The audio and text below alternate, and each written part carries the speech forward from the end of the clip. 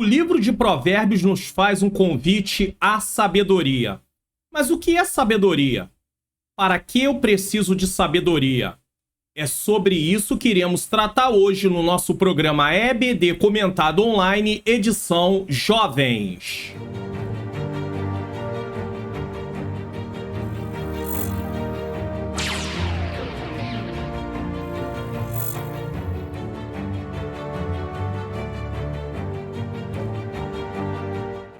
A paz do Senhor, sejam bem-vindos a mais um programa da EBD Comentado Online, edição Jovens. Eu sou o pastor Mário Luna, é com alegria e satisfação que eu recebo você aqui nesse programa para a abertura do quarto trimestre de 2024, lições bíblicas CPAD Jovens. Se você está chegando pela primeira vez, é claro que você é muito bem-vindo, muito bem-vinda. Fique conosco até o final desse programa. Quero avisar que essa não é uma pré-aula, é uma aula completa onde eu explico a lição desde o início até o final, servindo para professores e também para aqueles que não podem, por algum motivo, estar presencialmente na aula da Escola Bíblica Dominical, ou aqueles que querem aprender um pouco mais. Tudo isso é viável. Nesse momento, nós vamos fazer uma oração. Senhor Deus e Pai, Pai amado e Pai querido, em nome do Teu Filho amado Jesus Cristo, eu venho te pedir perdão dos meus pecados, erros, faltas e falhas. Eu venho te render graças, Senhor, nesse momento. Te agradecer, Senhor, por esta oportunidade de estar aqui para começar mais um novo trimestre. Foi um desafio, Senhor. No terceiro trimestre de 2024, conseguimos gravar as 13 lições, mas o Senhor sabe que preciso mais uma vez da Tua graça, da Tua bondade, da Tua misericórdia. Peço também sobre os professores que estão me assistindo e aqueles que também não são professores, que a Tua bênção esteja sobre eles. Mas os que são professores, que o Senhor dê ânimo, dê força, não deixa parar, não deixa desistir, que possamos ir em frente, Senhor. Tudo para a honra e para a glória do Teu nome. Nos dá mais uma vez, Senhor, um programa edificante, iluminando a nossa mente, para que tenhamos a compreensão e venhamos, Senhor, querer praticar o que vamos aprender nesse programa de hoje e nesta aula, em nome do Senhor Jesus Cristo. Bom, saiba que você é muito bem-vindo sempre aqui conosco e eu quero agradecer a você, de repente, que está chegando pela primeira vez. Desde já, você é bem-vindo. Que Deus abençoe a sua vida, abençoe a sua família. E você que é professor, não desiste não. Vamos em frente. Eu sei que é grandes os desafios, mas o Senhor é bom e a sua misericórdia dura para sempre. Bom, vamos lá. Nós estamos aí no início desse quarto trimestre de 2024. Lições Bíblicas CPAD Jovens com o tema Alcance um futuro feliz e seguro. A revista é essa aqui que está nas minhas mãos, tá bom? Conselhos de Salomão no livro de Provérbios, um convite à sabedoria e às promessas de proteção, tá? Antes de mais nada, eu quero dizer que é com grande alegria e com a graça de Deus que damos início a esse novo trimestre, quando teremos a oportunidade de estudar 13 lições extraídas do livro de Provérbios, um manual divino para viver e se relacionar com Deus, conosco, com a família e com a sociedade. O comentarista é o pastor Marcelo Oliveira, e o pastor Marcelo Oliveira, ele é chefe do setor de educação cristã da CPAD. Ele é pastor auxiliar da Assembleia de Deus em Augusto Vasconcelos, aqui no Rio de Janeiro, aonde eu moro. Bacharel em teologia, especialista em educação, gestão e docência, licenciado em letras e acadêmico em psicologia. Nossa oração é para que esse trimestre seja repleto de bênçãos que resultem em crescimento espiritual, porque a intenção de estudar a palavra de Deus é justamente haver maturidade cristã. E a maturidade cristã só vem se eu praticar, se eu propor no meu coração pedir a Deus força para obedecer a sua palavra. A lição de hoje é a lição de número 1, que será ministrada no dia 6 de outubro de 2024. Essa é uma data, inclusive, que tem eleições, então, às vezes, algumas pessoas vão deixar de querer ir na escola dominical, porque vão querer ir votar. Porém, a lição continua e nem tem desculpa, porque aqui no YouTube tem vários canais que gravam lições, e aqui está um deles, que sou eu. O livro de Provérbios, um convite à sabedoria. Texto principal: o temor do Senhor é o princípio da ciência, em alguns lugares sabedoria. Os loucos desprezam a sabedoria e a instrução. Provérbios capítulo 1, versículo de número 7. Esse é o texto base que será explicado ao longo da lição. Resumo da lição: o livro de Provérbios é um manual de ética diária, ou seja, de comportamento, em que Deus se encontra no centro da vida do jovem cristão, já que essa lição é para jovens. O texto bíblico está em Provérbios capítulo 1, versículos de 1 a 7, versículos 20 e 23. São os versículos que o comentarista usou para se basear nessa lição. E aí eu recomendo, porque eu tenho aqui o comentário, né, uma leitura bíblica comentada do livro de Provérbios, do capítulo 1 ao capítulo de número 31. E aí eu tenho aí esse vídeo, que é o vídeo de introdução, que é justamente parecido com esse aqui, em alguns pontos, né, no sentido de falar da estrutura do livro, divisões. E eu tenho um segundo também vídeo, que é o capítulo 1, porque tem tanto o primeiro vídeo, que vai fazer uma introdução do livro de Provérbios, que é um panorama, é muito bom que você assista, e tem o capítulo 1 também. Então são dois vídeos, e no decorrer do trimestre eu vou recomendar outros vídeos. Eu vou deixar a playlist no final com todos os vídeos que foram gravados do livro de Provérbios. Objetivos da lição. São três tópicos, né? Apresentar um panorama geral do livro de Provérbios, que é justamente o que esse vídeo aqui faz, certo? Compreender a composição e a estrutura do livro, também é o que aquele primeiro vídeo faz. E refletir a respeito do convite, o chamado da sabedoria no livro de Provérbios. E aí é esse aqui, porque está no capítulo 1. Porque a leitura para vocês é do 1 ao 7, versículos 20 e 23. Então esse segundo aqui vai tratar o capítulo 1. Isso é claro para quem quer se debruçar, para quem quer se aprofundar mais, para quem quer aprender mais. Então tem que haver interesse. Se nós não tivermos interesse, irmãos, vai estar gravado aqui, a pessoa não vai estudar, não está nem aí, também não reclama. As oportunidades vêm, às vezes, na obra do Senhor, mas não há capacitação, porque a pessoa não quis se preparar, então ela não vai poder aproveitar aquilo que Deus tem para fazer. Introdução. Vocês podem ver que o cenário aí é todo azul, dessa vez a revista deu ênfase para a cor azul. Eu comecei também a lição com uma camisa azul para ficar a caráter, né? Já que o cenário aqui também ele já está numa cor azulada, que é uma cor que... O azul é a cor que eu mais gosto nesse caso. Então nós vamos em frente. Lembrando a você aqui, ó, se você quiser me seguir no Telegram, lá eu coloco a leitura bíblica diária, qual é o texto que nós estamos lendo. Você tem muito proveito se você me seguir no Telegram. O link, inclusive, está na descrição, caso você queira clicar direto e ir para o meu canal no Telegram, tá bom? Então vamos lá. O que é sabedoria? Essa é uma pergunta que vamos precisar responder durante a lição. Há um manual para como viver? O cristão tem um manual?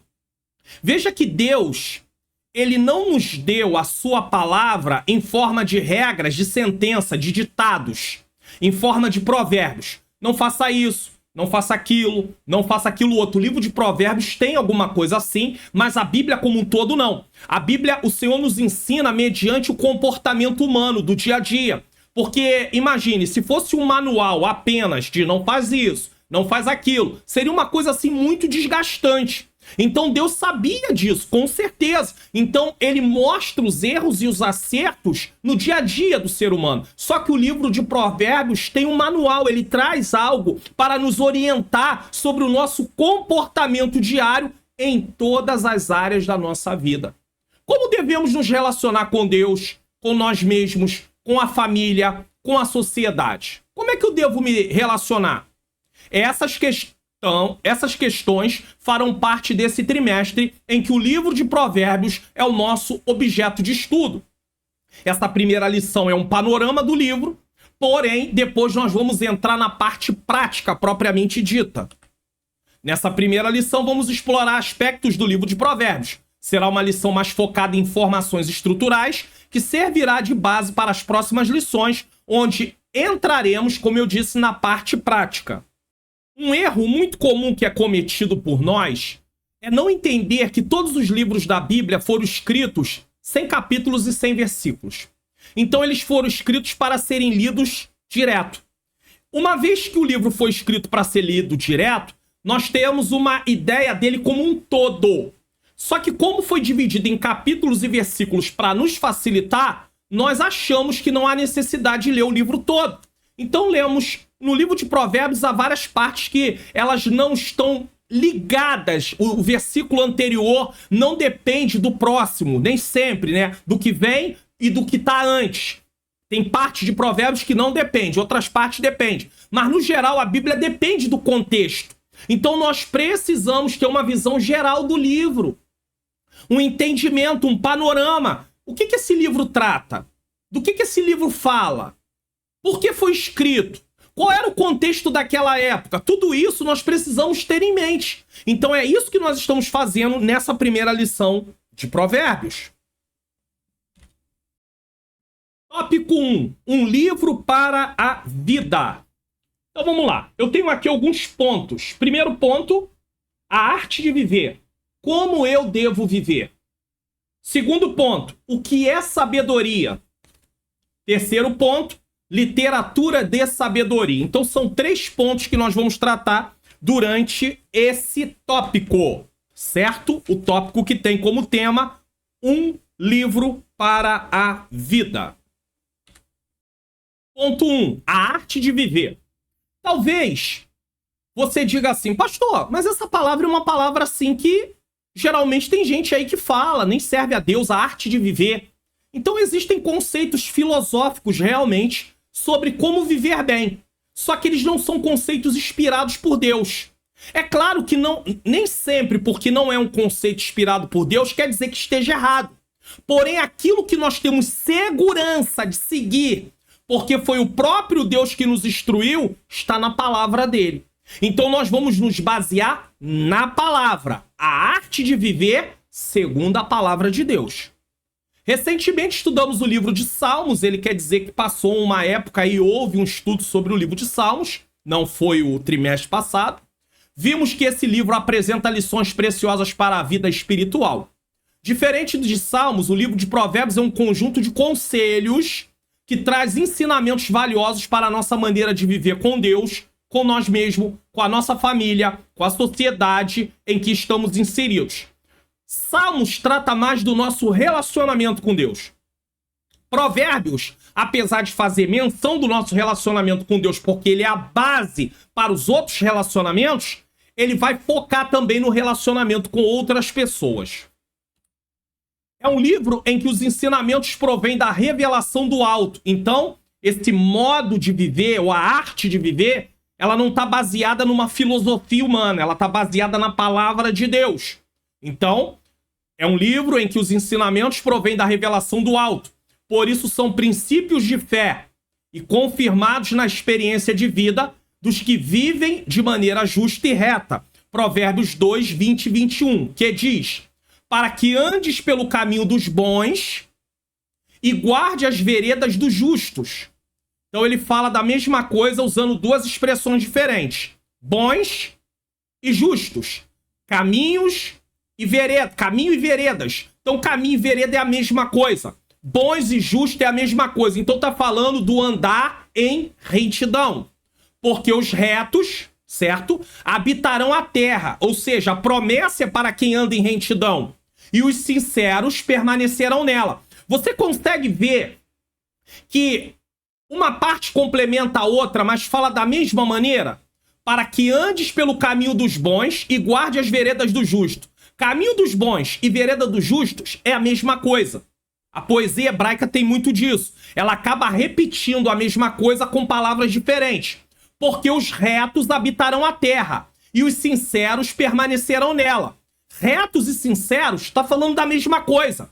Habitarão a terra e permanecerão nela é a mesma coisa. Então nós entendemos o seguinte: devemos andar no caminho de retidão para que as bênçãos de Deus estejam sobre a nossa vida. E se nós ampliarmos mais isso com a revelação que nós temos já do Novo Testamento, que eles não tinham no Antigo Testamento, nós entendemos que esse habitar na terra pode também ser relacionado, nesse caso, para a nossa vida eterna.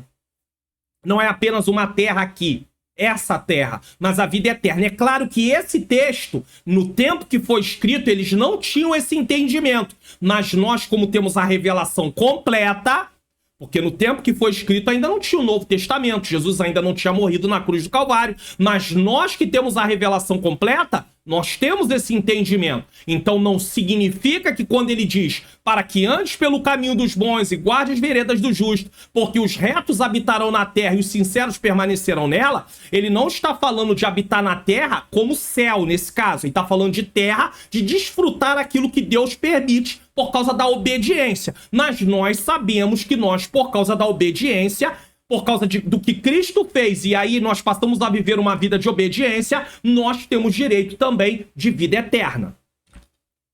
Logo, o que se encontra no livro de Provérbios não é uma forma idealizada de vida, mas um ensinamento prático que tem como fonte a inspiração do próprio Deus e, ao mesmo tempo, confirmando por meio do estilo de vida dos justos que vivem para glorificar a Deus. Então não é uma questão apenas de uma vida ideal, é uma questão de uma vida prática. Porque alguém fala de vida ideal, aqui está a arte de viver. Aí alguém fala, olha, a arte de viver consiste nisso, nisso, nisso, nisso e nisso. E ele não está baseado na Bíblia. Mas quem é que vive desse jeito? Muitas vezes aquilo só é teórico. Então logo, o que se encontra no livro de Provérbios não é uma forma idealizada de vida, mas um ensinamento prático. É prática. Vida cristã é prática. O jovem tem que aprender a praticar. O jovem vai para a escola, vai para a faculdade e ele precisa estudar para poder colocar em prática o que está aprendendo. Se ele não tornar prático o que aprende, ele não vai conseguir se desenvolver na vida profissional. Se ele não colocar em prática o que aprende da palavra, ele não vai se desenvolver espiritualmente, como qualquer cristão não vai se desenvolver também. Isso não significa que o livro de Provérbios deve ser lido como uma receita. Isso não significa que o livro de Provérbios deve ser lido como uma receita que traz um segredo para cada momento da vida. Não é uma coisa assim que, o livro de Provérbios tem vários segredos que cada momento da vida você vai aplicando isso aqui. Presta atenção. Muito pelo contrário, Provérbios nos ensina a ser realista. Porque se você trabalhar só com isso, esse aqui é um segredo. É um segredo? Não, mas é um segredo para colocar em prática. Então não é mais segredo. Muito pelo contrário, Provérbios nos ensina a ser realistas, prudentes e cuidadosos, sabendo que devemos ser instruídos por Deus para caminhar de modo que desenvolvamos uma justa maneira de viver, começando sempre em Deus. Provérbios 1:7. Para que você, professor que está me assistindo, ou você não professor, e esteja lá na hora, você que é professor dando aula, quando diz aqui que Provérbios não deve ser lido como uma receita, é porque assim, os fariseus, eles cumpriam determinadas coisas da lei, mas de forma superficial, porque eles não tinham um relacionamento verdadeiro com Deus. Então o que está sendo dito aqui é que não adianta pegar coisas que estão escritas e dizer assim, isso aqui eu consigo cumprir, isso aqui eu consigo cumprir, mas não tem relacionamento com Deus.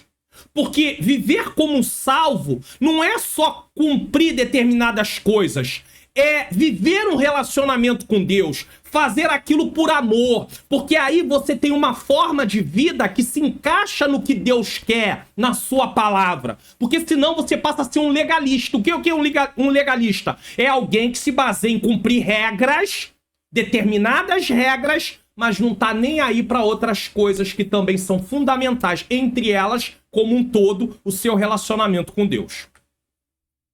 E aí talvez você diga assim, pastor, dá para o senhor dar um exemplo mais claro? Por exemplo, um filho que obedece à mãe por obedecer. Eu tenho que obedecer porque ela é minha mãe.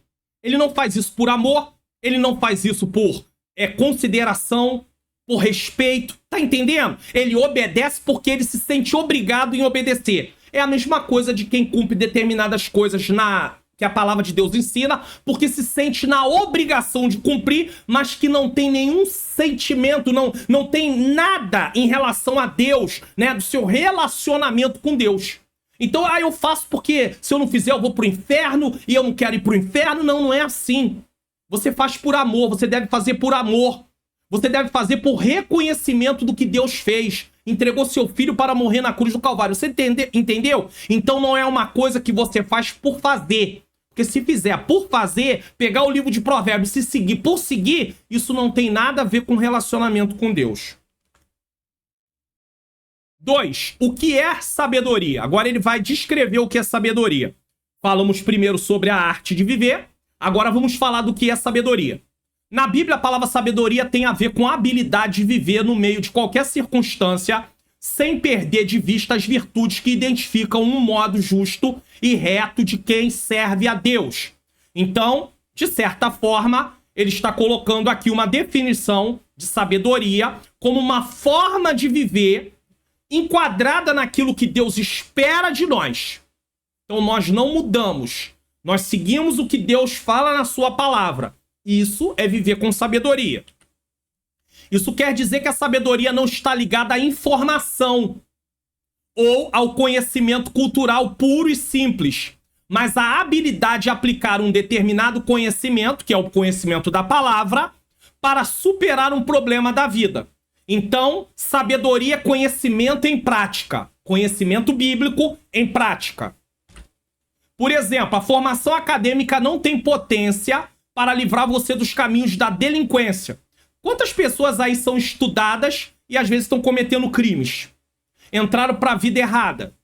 Ou dos enlaces da sedução. Uma pessoa pode ser um advogado, um juiz e viver uma vida de prostituição, no sentido de ter relacionamento sexual com pessoas que não é a sua esposa.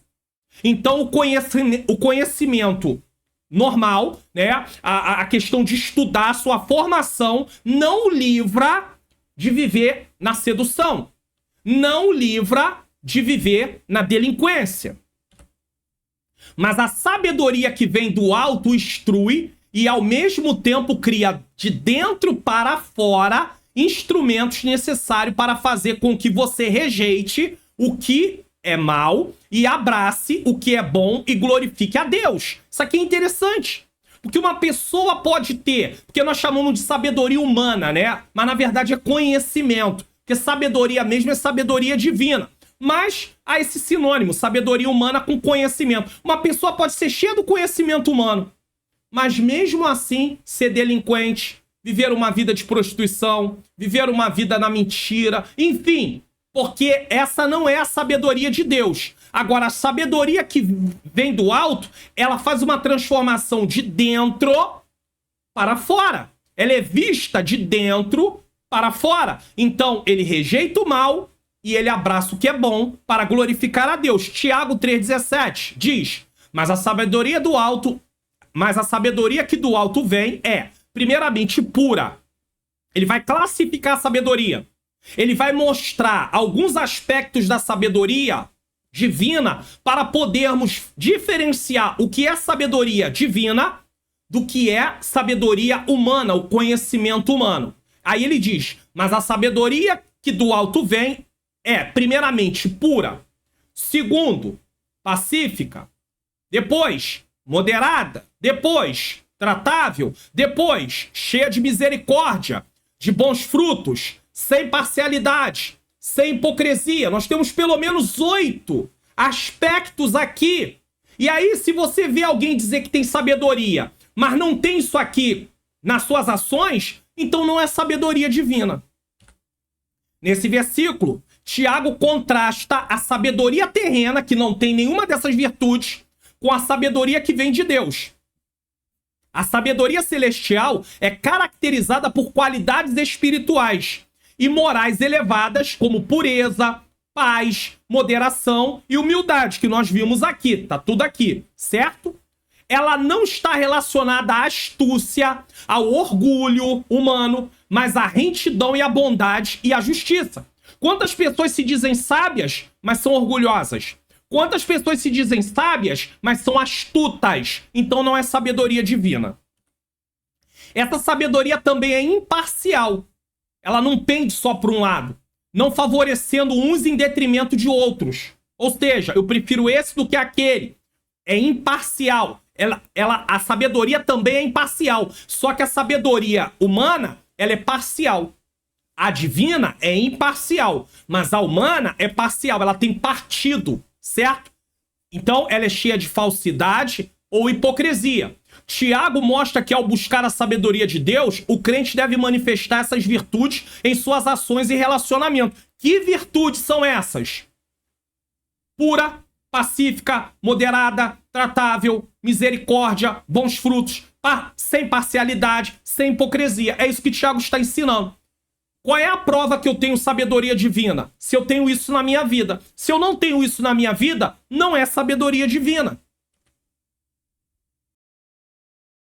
Assim, a sabedoria e a habilidade de lidar bem, de acordo com a justa retidão. Assim, a sabedoria aqui é a habilidade de lidar bem, de acordo com a justa, separado, retidão. Em nossa relação com Deus, com as nossas emoções, com a dieta diária e comida, alimentação, com a sexualidade, com a nossa família, com o próximo, com toda a sociedade, a sua estrutura, com o dinheiro e dimensões específicas da nossa existência. E aí você acaba entendendo o seguinte: existem pessoas que querem compartimentar a vida. Vida religiosa com vida secular. E o que é a vida secular para ele? O lazer, o trabalho, os estudos. Só que o cristão não tem vida compartimentada. Por quê? Porque, na verdade, no trabalho, ele tem que ter um comportamento cristão. Na faculdade, ele continua com comportamento cristão. No estudo, na escola, ele continua com comportamento cristão. No lazer, ele continua com comportamento cristão. Em casa, ele tem que continuar com comportamento cristão. Então, se alguém quer chamar de secular só porque não está no templo, é com ele. Mas ele tem que ter o mesmo comportamento cristão da mesma maneira em todos os lugares. Porque, se não for assim, não há sabedoria na vida dessa pessoa. Falta sabedoria. Por quê? Porque as virtudes que deveriam estar sendo apresentadas na vida daquela pessoa não estão ali. É assim. É simples assim. Então, você vê, ela permeia todas as áreas da vida. Com Deus, emoções, na nossa comida, na sexualidade, família, com o próximo, sociedade, com dinheiro, com dimensões específicas da nossa existência. Tudo isso precisa de sabedoria. Eu preciso de sabedoria para lidar em todas essas áreas. E isso aqui prova só uma coisa: eu dependo de Deus em todas as áreas da minha vida. Em resumo, sabedoria é viver a vida com a perspectiva de Deus. Deixa eu fazer um exemplo aqui. Tá vendo esse óculos? Digamos que, de forma geral, sabedoria é enxergar a vida na ótica de Deus. Não na minha ótica, na ótica de Deus. Eu tô aqui enxergando e digamos que esse óculos é um óculos que vai me fazer ver as coisas do modo que Deus quer da maneira que Deus quer que eu haja. Então, a sabedoria é viver a vida na ótica de Deus. Deu para entender agora? Isso aqui dá uma boa ilustração. Certo? Então, em resumo, sabedoria é viver a vida com a perspectiva de Deus, aplicando o conhecimento da palavra para tomar decisões sábias no dia a dia. E sabe o que isso significa? Quem não estuda a palavra não pode ter sabedoria, pois ela é a aplicação da palavra nas situações diárias. Não tem como Deus dar sabedoria para alguém se ele não estuda, se ele não medita na palavra de Deus.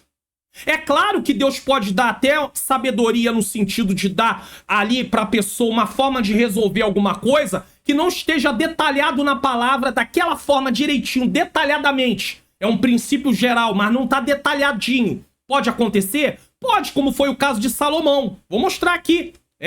No caso de Salomão, Salomão fez o seguinte. 2 mães, uma delas deitou em cima do filho, morreu. Ela troca o filho morto pelo filho vivo da outra e elas vão diante de Salomão para levar essa questão. Quando chega lá, elas apresentam a questão para Salomão. Como é que Salomão vai resolver isso? Somente através da sabedoria de Deus. E aí, no Novo Testamento, tem os dons espirituais e o primeiro deles é a palavra de sabedoria. Então se encaixaria nisso que Salomão recebeu naquele momento. O que Salomão fez? Ele pediu uma espada. Isso não está escrito na palavra, não está escrito na palavra que ele deveria pedir uma espada. Então é por isso que eu digo que foi uma sabedoria que veio direto. Sabedoria do alto, para lidar com aquela situação de uma forma muito específica. E aí o que Salomão fez? Me dá a espada que eu vou cortar a criança no meio e dou metade para uma mãe e metade para outra. Só que se Salomão cortasse a criança no meio, ela ia morrer.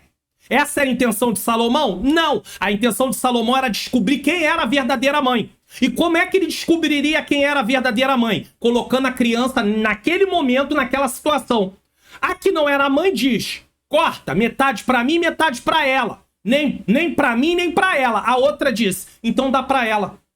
Deixa a criança com ela. Quando ela diz, deixa a criança com ela, Salomão entendeu que ela era a mãe. Porque a mãe verdadeira, ela estaria pronta para abrir mão da criança para que a criança não viesse morrer.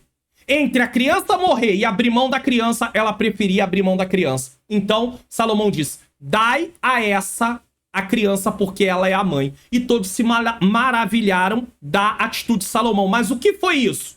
Foi a manifestação da sabedoria de uma forma específica na vida de Salomão. E aí nós no Novo Testamento temos a palavra da sabedoria, um dom que Deus dá também. Então o nosso Deus pode fazer isso também. 3. Literatura de sabedoria. O que são literaturas de sabedoria? Ao lado de Jó, que é também uma literatura de sabedoria, Eclesiastes, Cantares de Salomão, Provérbios é um livro classificado no gênero literário de sabedoria ou sapiencial, que também tem a ver com sabedoria. Então, esses livros da Bíblia, eles tratam de comportamentos com sabedoria.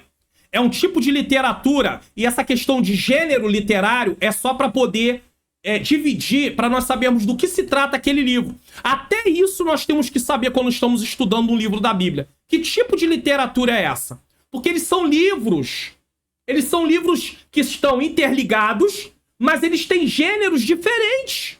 A Bíblia é um livro, é a palavra de Deus e ela contém 66 livros. Ela é comparada como uma enciclopédia.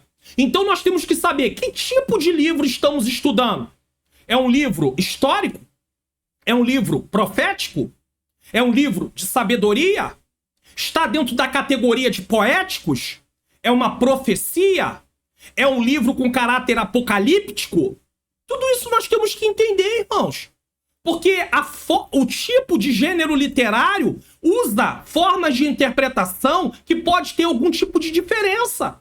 Então, por exemplo, num livro poético, eu não posso levar tudo ao pé da letra. Porque tem uma poesia ali. Mas numa narrativa, num livro histórico, a maior parte vai ser levada ao pé da letra, sim. O que está escrito é o que está escrito e ponto. Não tem outro significado. Podemos tirar lições? Podemos. Mas significado, o texto só tem aquele. Então, temos que entender isso. É um tipo de literatura que se preocupa com a sabedoria prática aplicada diariamente às circunstâncias da vida. E vamos lá. Como devemos nos relacionar com Deus? Como com nós mesmos? Isso está sendo bem repetido para frisar. Livros de sabedoria, eles trabalham em cima de como devemos nos relacionar com Deus, com nós mesmos, com nossos pais, como devemos nos relacionar com o próximo, professores para quem são jovens, os outros jovens, os pastores, os líderes de departamento de jovens, como devemos nos comportar, certo? Diante de uma injustiça, como devemos reagir sem sermos nivelados ao agressor? Ah, o jovem tá lá na escola, lá veio um jovem, pisou no pé dele. Ele vai fazer o quê? Ele vai pisar no pé do outro também? Veio um jovem, deu uma catucada nele, ele vai catucar o outro jovem também? Veio o jovem e bateu nele, ele vai bater no outro jovem também? Não! Não pode fazer isso. Por quê? Porque a palavra de Deus ensina que o nosso comportamento deve ser diferente. Porque senão nós nos nivelamos igual aquele que nos agrediu. Ah, mas eu sou cristão, mas eu não sou bobo. Eu não levo desaforo para casa. Então não tem maturidade. Então não tem sabedoria. Se a pessoa diz que é cristão, mas não é bobo, não leva desaforo para casa, não sabe ouvir sem falar, sem reclamar, sem bater boca. Nós não somos perfeitos. Eu não sou. Tem horas que eu erro, tem horas que eu falho. Tem horas que eu erro, tem horas que eu falho, tem horas que eu realmente não consigo. Mas isso não quer dizer que eu vou abraçar isso. Eu não sou perfeitinho. Eu não sou perfeitinho. Mas eu não posso me conformar com isso. Esse que é o problema, essa que é a questão. Olha o que Paulo diz em Romanos capítulo 12, versículo 2. E não vos conformeis com este mundo. O que é conformar-se com o mundo? É viver igual a ele. Bateu, levou. Falou, ouviu. Fez comigo, vai receber também. Se você pode, eu também posso. Isso é se conformar com o mundo. Então, às vezes, eu, pastor Mário Luna, tenho atitudes que não deveria ter. Mas eu não posso me conformar com essas atitudes. Eu preciso pedir a Deus, Senhor, me ajuda. Me dá força. Assim é com você, professor, professora, com você que está assistindo aqui. E você deve passar isso também, você que é professor e professora, para os alunos. Às vezes a gente acaba fazendo coisas que não deve. Mas nós não podemos nos conformar com isso, Senhor. Eu errei, me perdoa. Me perdoa, eu não deveria ter feito isso. Agora tem gente que não tá nem aí. Eu sou assim mesmo, e eu falo mesmo, e esse é meu jeito. E quem gostou, gostou, e quem não gostou, fique sem gostar. Aí, irmãos, isso não se parece em nada com alguém que é filho de Deus. Nadinha. Diante do sofrimento, como devemos nos relacionar com Deus? Isso mostra no livro de Jó. Qual é o sentido da vida?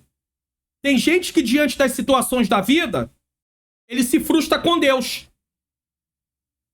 Então, ele acha que a vida não tem sentido para ele. A vida não tem sentido, mas a gente acaba ficando repetindo as mesmas coisas, irmãos. Às vezes a gente não quer mudar a nossa conduta. Eu não quero mudar a minha conduta. Eu tenho que sentar, eu tenho que refletir sobre a minha vida. Se necessário for, pegue um caderno, anote. O que eu ando fazendo? O que está acontecendo na minha vida? Deixa eu avaliar os pontos aqui, deixa eu avaliar a situação. O que eu posso melhorar nisso aqui? Tudo isso eu preciso fazer. Mas não, eu fico repetindo e tô sempre chateado com Deus. Ah, nada muda, mas eu continuo fazendo a mesma coisa. Não vai mudar nunca. Vai continuar do jeito que tá. Por quê? Porque não vai mudar.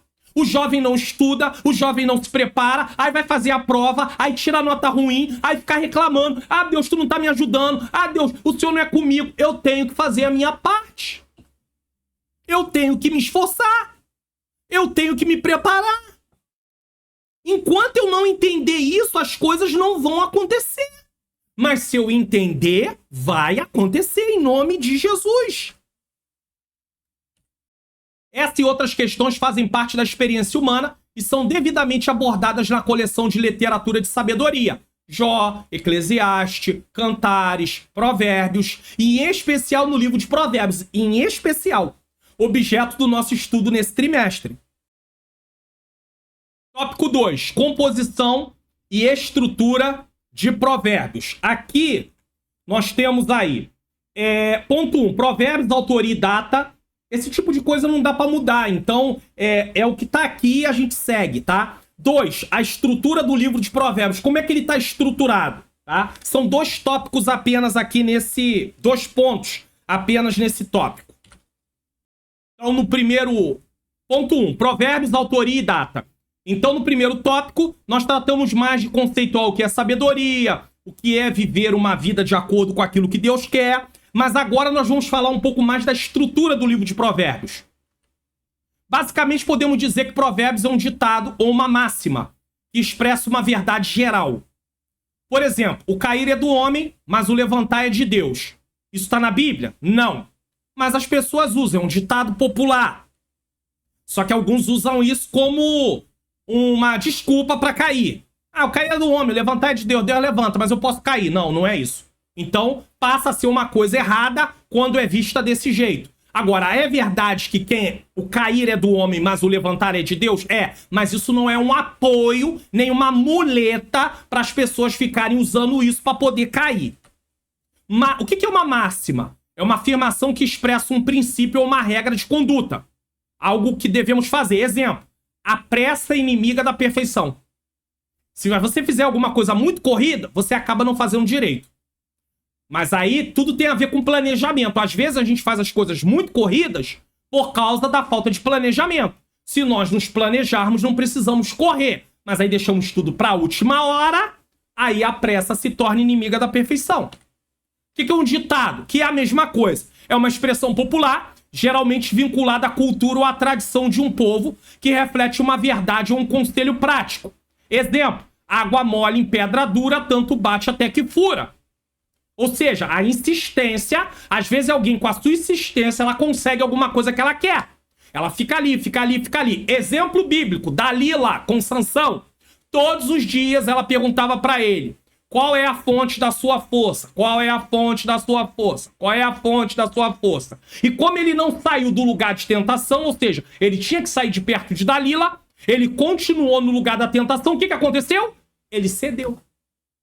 Então, se você sabe que você está sendo tentado e você tem como sair do lugar da tentação e continua no lugar da tentação, água mole em pedra dura, tanto bate até que fura. Ou seja, a pessoa vai conseguir aquilo que quer. Por quê? Porque você está no local e não sai. Então a pedra está no caminho da água, a água batendo, batendo, batendo, batendo, batendo, batendo, batendo. É uma forma de falar, né? De trazer um ensinamento. De tanto insistir, aquilo acontece. Há outros provérbios no contexto secular, ou seja, coisas mundanas, que expressam uma verdade geral. Então não é porque é uma coisa que não está na Bíblia que não seja verdade. Porém, tem que se avaliar. Entretanto, os que estão presentes na Bíblia são inspirados por Deus. Os que não estão, não são. Mas não quer dizer que não possa ser uma verdade. E por isso contém um significado mais amplo. Não se atendo apenas a uma máxima ou um ditado. Não é apenas uma coisa pontual. Água mole em pedra dura, tanto bate até que fura. O cair do homem, o levantar é de Deus. Mas remontando a interpretação de um ensino ético da fé do povo de Israel. Então, é um ensino mais ampliado que está na Bíblia. Não por acaso a palavra mashal, provérbios, em hebraico, tem esse significado mais amplo, como destacamos. Então, provérbios não tem o mesmo significado do que ditado, do que uma máxima apenas. Ele é mais amplo. São máximas ou ditados que se expressam verdades, as quais servem como princípio de vida correta e justa diante de Deus. Então, ele vai além. São máximas e ditados, sim, mas vai além. Além disso, a autoria do livro de Provérbios é do sábio Salomão. A maioria dos provérbios é de sua autoria. O árabe Agur, outro não israelita, e Lemuel. E um autor desconhecido, certo? Tem um debate se Lemuel era ou não era Salomão, só que nós não sabemos. Esses autores versam máximas ou ditados, parábolas que expressam princípios divinos que podem ser aplicados ao nosso cotidiano. Então você está diante de uma situação, você vê coisas e você sabe que pode aplicar aquilo que está na palavra. Já a data aproximada de sua composição é de 970 a 700 a.C., antes do exílio dos judeus. Isso aqui é uma aproximação da data. Na Bíblia, a cronologia bíblica é incerta, então vai ter lugar que você vai estudar que talvez dê uma data diferente sobre Provérbios. 2. A estrutura do livro de Provérbios. Em primeiro lugar, devemos destacar que o livro de Provérbios foi escrito como poesia hebraica. É um livro poético. Por isso ele é denominado também de livro poético. Essa informação é importante para observar as muitas imagens que estão presentes no livro. Tá? Provérbios 7, do 20 ao 27. Por meio de comparações, assim como, por exemplo, tá? Contraste. Muitas vezes o livro de Provérbios faz contraste.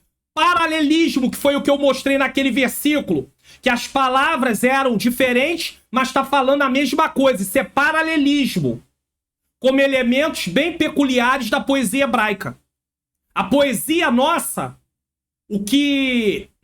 ela é identificada por uma coisa chamada rima. Na poesia hebraica não tem rima, mas ela é feita de comparações, de contraste, de paralelismos. Nós vamos ver isso no decorrer das outras lições.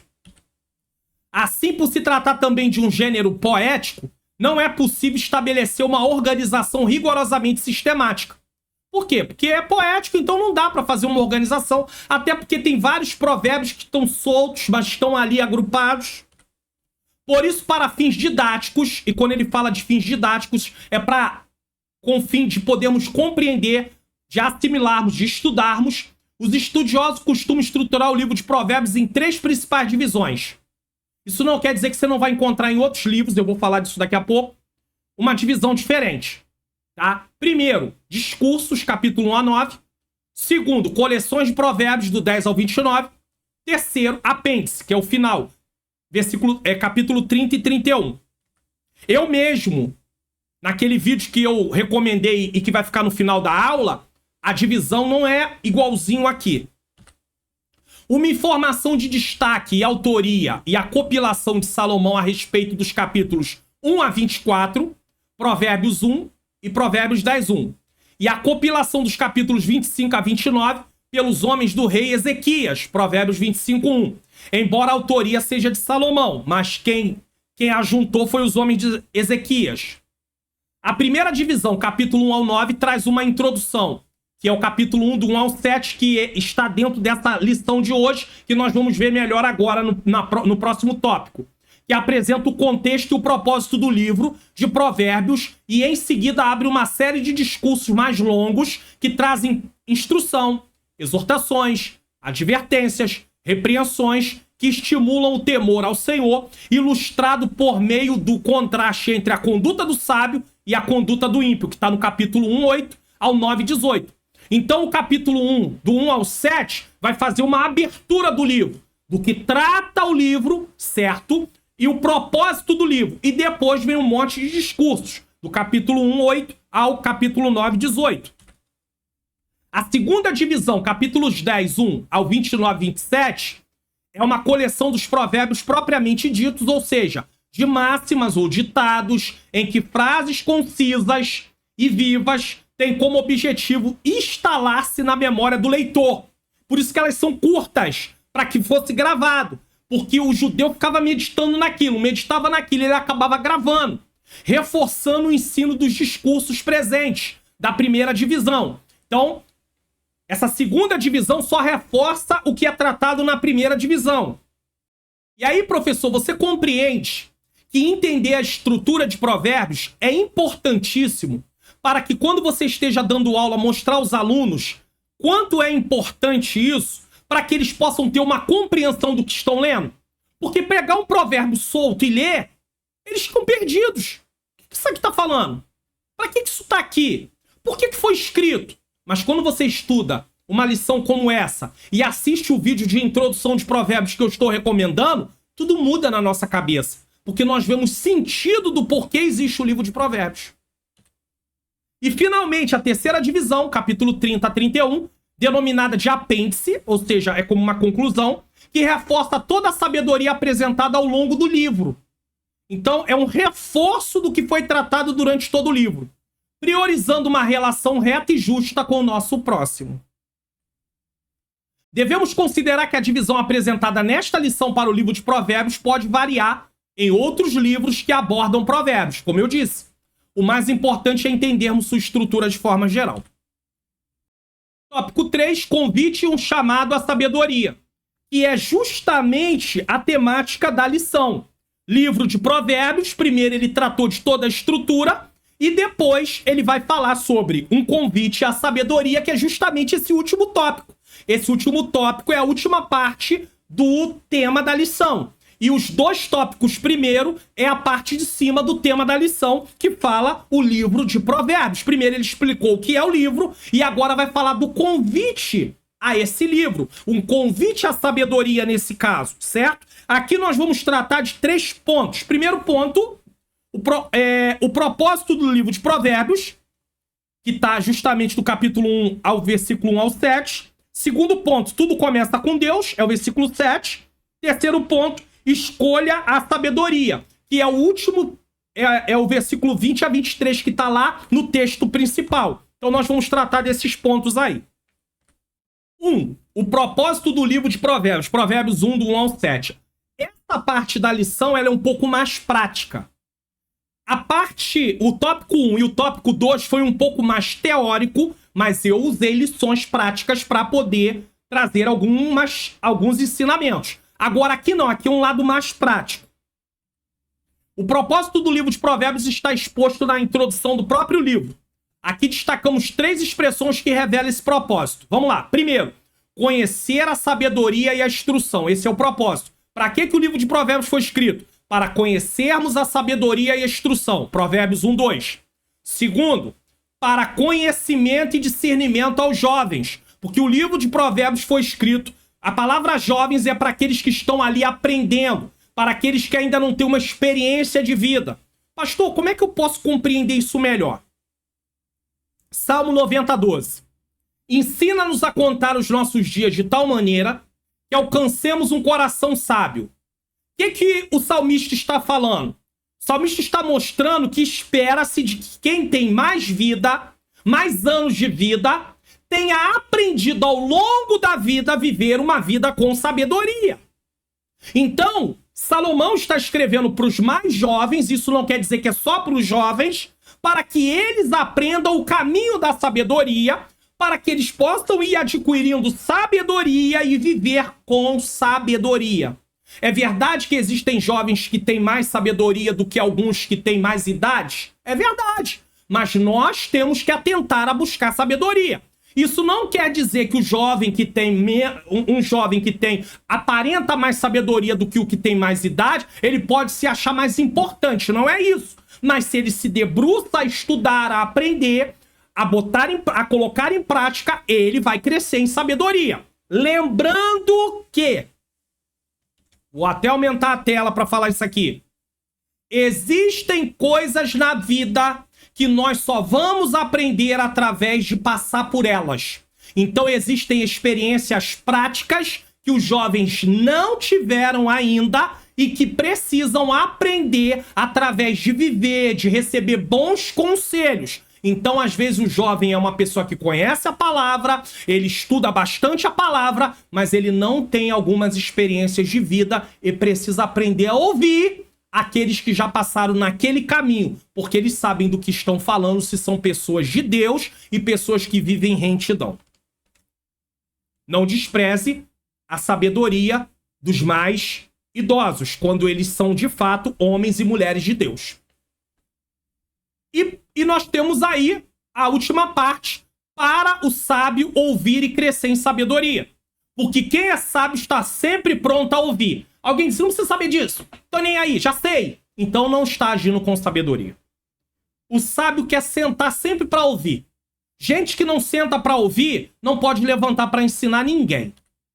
Por consequência, aparece duas imagens no final da primeira divisão do capítulo 1, 8 ao 9, 18. Que imagens são essas? A imagem da insensatez, personificada numa mulher que busca seduzir o jovem ingênuo. Então você vê a imagem, porque é um livro poético. Ali conta-se sobre uma mulher, certo? Sedutora. Porém, ela personifica a imagem da insensatez. Insensatez dela, da mulher, e insensatez do jovem que cede ao apelo dela. E da senhora sabedoria que busca induzir o jovem a adquirir sabedoria e inteligência. Para quê? Para não se deixar seduzir pela insensatez. Para não se deixar seduzir pelas coisas para ser um insensato. Elas são analogias, né? Trabalham ali em cima de mostrar os contrastes. São figuras perfeitas da insensatez e da sabedoria, respectivamente. Então ela faz ali um contraste. Ilustram, né? Analogias são ilustrações.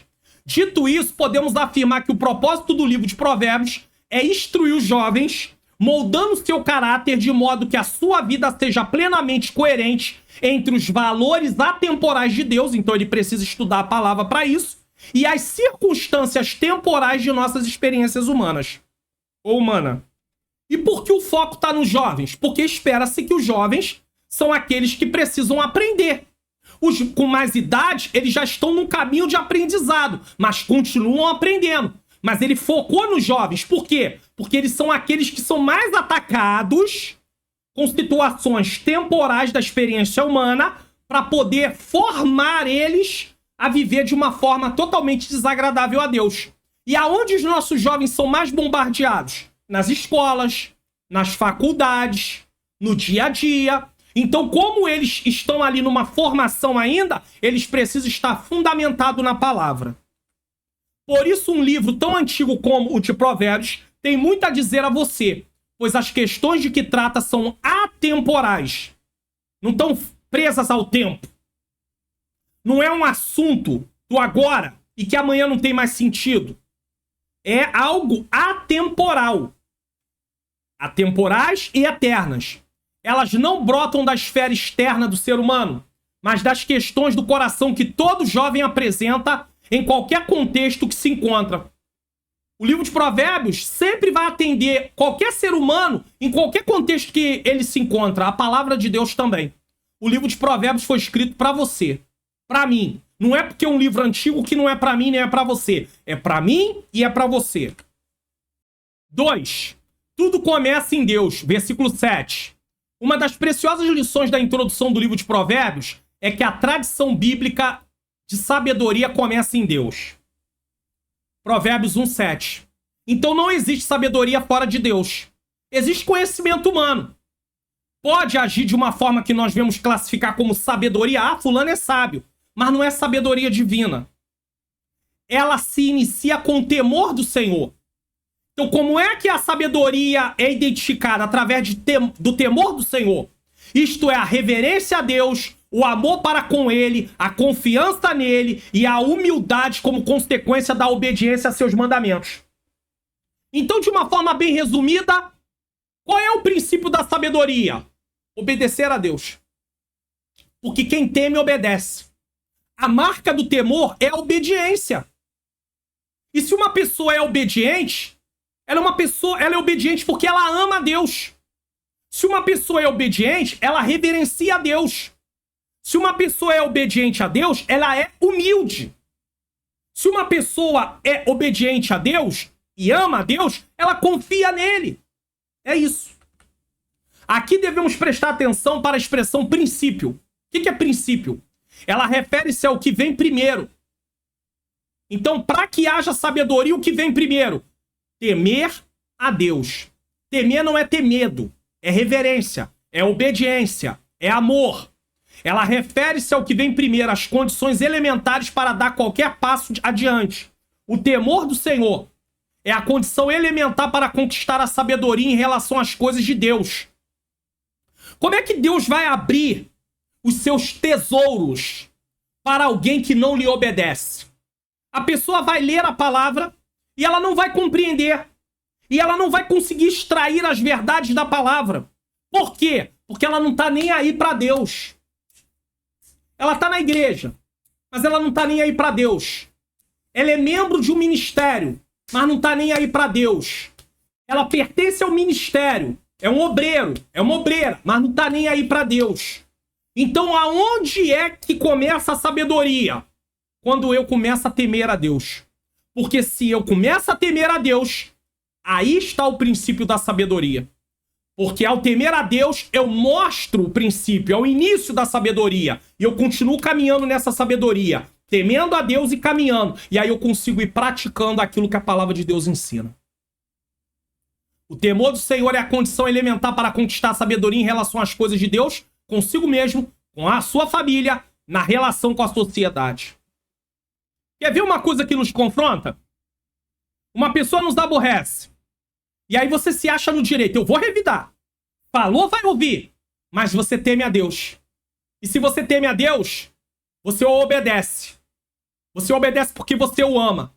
Então, ainda que você ache que aquela pessoa merece que você venha revidar, você lembra que Deus não quer isso, não quer que você faça isso. E aí, por temor a Deus, você não faz. Então você não faz porque é bonzinho? Eu não faço porque sou bonzinho. Eu não faço porque eu sou melhor do que a outra pessoa que fez comigo. Eu não faço porque eu temo a Deus. Você consegue compreender isso? Então não é uma questão da pessoa merecer. É uma questão de você temer a Deus. Você teme a Deus e fala, eu não vou fazer isso não. Porque se eu fizer isso, eu vou desobedecer a Deus. Então, o princípio da sabedoria é temer a Deus. E o que é sabedoria? É viver a vida na ótica de Deus. Então, para que eu viva a vida na ótica de Deus, eu preciso temer a Ele. Porque quando eu temo a Deus, eu obedeço. E quando eu obedeço a Deus, eu não vou fazer o que eu quero. Eu vou fazer o que Ele quer. É simples assim. Com efeito, todas as questões de nossa vida, bem como nossa relação com o mundo em que vivemos, estarão organizadas quando a nossa relação com Deus estiver em ordem e coerência com Ele. Não há atalhos, tudo começa em Deus. Quando é dito que tudo começa em Deus, eu preciso compreender algo muito importante. Presta atenção nisso aqui. Muitas vezes eu quero organizar minha vida. Tô com problema na vida financeira, tô com problema na vida sentimental. No caso do jovem, tá com problema a nível dos estudos, tá com problema a nível do relacionamento com os pais, enfim. Então o que nós temos que fazer? Temos que fazer a nossa parte? Estudo, vai precisar estudar. Vida financeira, vai precisar ter cuidado para não gastar além do que ganha. Coisas desse tipo. Mas primeiro nós precisamos buscar Deus. Relacionar-se com Ele. Porque através do nosso relacionamento com Deus, Deus vai nos dar sabedoria para lidar com todas essas outras questões. Então o que é muito comum eu ou você fazer? Querer resolver as coisas e deixar o relacionamento com Deus em segundo plano. Depois eu oro. Depois eu leio Bíblia. Não, eu não tenho tempo para ler Bíblia agora, eu tenho que resolver os problemas. Eu não tenho tempo para orar agora, eu tenho que resolver problemas. Sendo que eu não vou conseguir resolver os problemas da forma que deveria, certo? Por quê? Porque eu preciso cultivar relacionamento com Deus para Deus me dar sabedoria. Então tudo começa com Deus. Eu começo a me relacionar com Deus e Ele vai abrindo a minha mente. Ele vai me dando compreensão. Ele vai me dando entendimento para resolver o que eu preciso resolver. Mas se eu não busco a Deus em primeiro lugar, buscai ao Senhor. Não, eu preciso buscar em primeiro lugar o Senhor. Eu preciso ter isso em mente. Buscai primeiramente o reino de Deus e a sua justiça. Se eu busco primeiramente a Deus, se eu quero Deus, se eu quero me relacionar com Deus, Ele vai me dar sabedoria. Eu vou conseguir saber como resolver o problema financeiro, como resolver o problema entre a minha relação com meus pais, como resolver outros tipos de problemas, porque Ele vai me dar sabedoria. Baseado na palavra dele, eu vou estar lendo, ele vai me dar o entendimento. É isso aqui, é aqui que eu consigo. Se eu colocar isso aqui em prática, eu vou conseguir. Mas se eu não coloco Deus em primeiro lugar, sabe o que acontece? Eu resolvo de mim mesmo e eu não tenho nenhuma vantagem nisso. Eu não tenho nenhum sucesso nisso. Por quê? Porque eu segui o caminho do meu coração e o meu coração é enganoso. Provérbios 1:7. O temor do Senhor é o princípio da ciência. E os loucos desprezam a sabedoria e a instrução. Nesse versículo, Salomão estabelece um princípio fundamental da sabedoria bíblica. Qual é? O verdadeiro conhecimento começa com o temor do Senhor, que significa reverência, respeito e submissão a Deus. Ou seja, obediência. Então, no momento que eu começo a obedecer a Deus, eu abro mão da minha vontade para fazer a vontade dele. Esse temor é a base para a sabedoria genuína, pois leva a pessoa a buscar a vontade de Deus. Aí, irmãos, olha só, tá aqui. E a viver em obediência a Ele. Por outro lado, aqueles que desprezam a sabedoria divina são chamados de loucos. Por quê? Esse termo, nos provérbios, não se refere à falta de inteligência, mas à falta de discernimento espiritual e moral ao rejeitar a instrução de Deus. É o desobediente que age segundo aquilo que ele acha que deve fazer. Então, ele tem a informação, mas ele não quer fazer. Ele quer fazer do jeito dele. O contraste entre os que temem ao Senhor e os que desprezam a sabedoria mostra que a verdadeira sabedoria não é apenas intelectual, porque uma pessoa pode conhecer o que a Bíblia diz, mas não praticar. Mas espiritual, envolvendo uma atitude correta diante de Deus, ou seja, colocar em prática. Quando vocês me veem aqui, quem acompanha o canal já viu várias vezes no início da aula, eu orando e pedindo, Deus me dá iluminação. A iluminação nada mais é do que o Senhor me ajudar a compreender que aquela palavra que eu estou lendo é para eu praticar. Porque senão eu compreendo a palavra, mas não tomo ela para mim. Eu preciso tomar a palavra para mim e dizer, isso é para mim, eu preciso viver isso. Toda palavra é inspirada, ela é apta para me ensinar, para me corrigir, para me redarguir, me repreender, para me instruir em justiça. 2 Timóteo capítulo 3, versículo 16. 3. Último ponto aqui. Escolha a sabedoria. Provérbios 1, 20 a 23. Insensatez ou sabedoria? O que eu vou escolher? No versículo 20, a sabedoria está personificada numa mulher que clama de fora. Isto é, ela clama nas ruas, nas avenidas, nas praças ou em qualquer lugar em que o jovem esteja. E os confronta de maneira muito direta. Até quando vocês serão ingênuos? Insistirão em sua ingenuidade. Provérbios 1, 22. Na NVT, nova versão transformadora.